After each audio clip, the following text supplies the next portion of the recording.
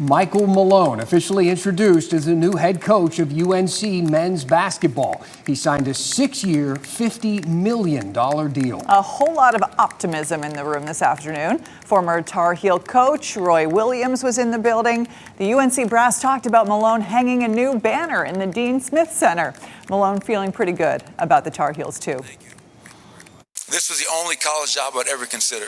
You know, if any other job, I wouldn't even answer the phone. I told them what I expect from them, our style of play, and what our culture is going to be.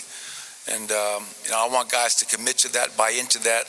And if we do that, then you can start talking about banners. WRAL Sports' Chris Lee joining us now live from Chapel Hill. Chris, you were there at the news conference that wrapped up not too long ago. And Chris, a big talker here is about Malone's experience. He has it in the NBA, never has been a head coach at a college level.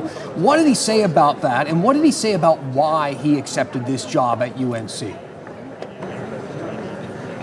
Yeah, guys, I mean, as you heard right there, he said that he wouldn't have picked up the phone for any other school. I mean, not even Kansas, not even Duke, not even Kentucky. It was Carolina alone, and a big part of that is because of how he grew up. His dad, who was a coach, said that he was a big-time Carolina fan, big-time Dean Smith fan. That's why he picked up the phone, because of that, which he grew up with and seeing. Also had a chance to ask him, what's the difference for you between college and the NBA, seeing that in college you don't have a 7-game series, you have one done formats and tournaments, and then also you have big rivalry games that you really don't have in NBA basketball. And he said he's embracing that. He loves rivalries. He wants to win, and it feels like that's one of the reasons why he also wants to be here, to be a part of the family, to be a part of the lineage, to be a part of those rivalries. And here's something else that he said about why he wanted to come here as a Carolina basketball coach.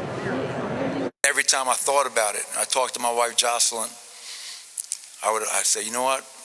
This is North Carolina. This is Roy Williams. This is Dean Smith. This is Coach Guthridge. And I wanted to be a part of something so much bigger than me.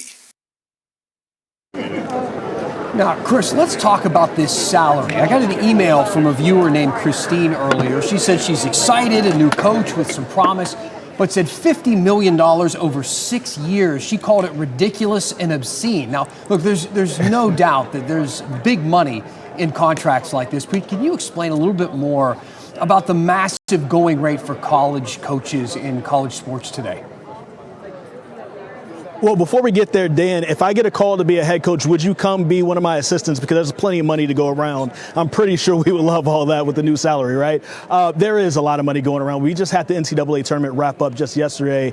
College basketball makes billions of dollars in television deals, so there's going to be a big pool of money. But for Michael Malone getting this amount of money, this is pretty much about the going rate for the big-time coaches in college basketball. Let's compare this to Justin Gainey, who's at NC State, who was just announced last week. He's making about $2.5 million per year. That's about the amount that Will Wade made before he left NC State.